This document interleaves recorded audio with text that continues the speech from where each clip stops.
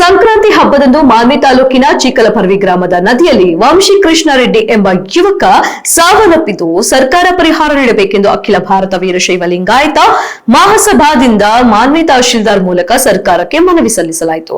ರಾಯಚೂರು ಜಿಲ್ಲೆಯ ಮಾನ್ವಿ ತಾಲೂಕಿನ ಚಿಕ್ಕಲಪರ್ವಿ ನದಿಯಲ್ಲಿ ವಂಶಿ ಕೃಷ್ಣಾರೆಡ್ಡಿ ಮುಳುಗಿ ಸಾವನ್ನಪ್ಪಿದ್ದು ಈ ಕುಟುಂಬಕ್ಕೆ ಸರ್ಕಾರ ಪರಿಹಾರ ವಿಪತ್ತಿನಡಿ ಸರ್ಕಾರ ಪರಿಹಾರ ನೀಡಿದ್ರೆ ಬಡ ಕುಟುಂಬಕ್ಕೆ ಅನುಕೂಲವಾಗಲಿದೆ ಎಂದು ವೀರಶೈವ ಲಿಂಗಾಯತ ಮಹಾಸಭಾದ ತಾಲೂಕಾ ಅಧ್ಯಕ್ಷ ಅರುಣಾಚಂದ ತಿಳಿಸಿದರು.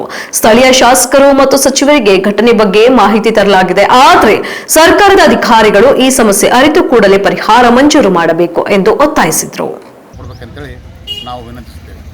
ಈಗ ಅಲ್ಲ ಸರ್, ಈಗ ನೀವು ಸರ್ಕಾರಕ್ಕೆ ಆಗ್ರಹಪಡಿಸಿರಿ, ಈಗ ರಾಜ್ಯ ಸರ್ಕಾರಕ್ಕೆ ಸಲ್ಲಿಸಿರ ಅಥವಾ ಕೇಂದ್ರ ಸರ್ಕಾರಕ್ಕೆ ಸಲ್ಲಿಸಿರ? ಕೇಂದ್ರ ಸರ್ಕಾರ, ರಾಜ್ಯ ಸರ್ಕಾರ ಮತ್ತು ಕೇಂದ್ರ ಸರ್ಕಾರಕ್ಕೂ ಕೂಡ ನಾವು ಈ ರಾಷ್ಟ್ರೀಯ ವಿಪತ್ತು ಇದರಲ್ಲಿ ಬರುತ್ತೆ, ಪರಿಹಾರ ನಿಧಿ ಅಡಿಯಲ್ಲಿ ಬರುತ್ತದೆ. ಅದರಿಂದ ನಾವು ತಹಸೀಲ್ದಾರ್ ಮುಖಾಂತರ ರಾಜ್ಯ ಸರ್ಕಾರಕ್ಕೂ ಮತ್ತು ರಾಷ್ಟ್ರೀಯ ಇದಕ್ಕೂ ಕಳಿಸಿದ್ದೀವಿ. ಅಲ್ಲ ಸರ್, ಇದು ನದಿಯಲ್ಲಿ ಮುಳುಗಿ ತಿರ್ಕೊಂಡಿದ್ರೆ? ನದಿಯಲ್ಲಿ ಕಾಲ್ಜಾರಿ ಮುಳುಗಿ ಇದಾಗಿರೋದು.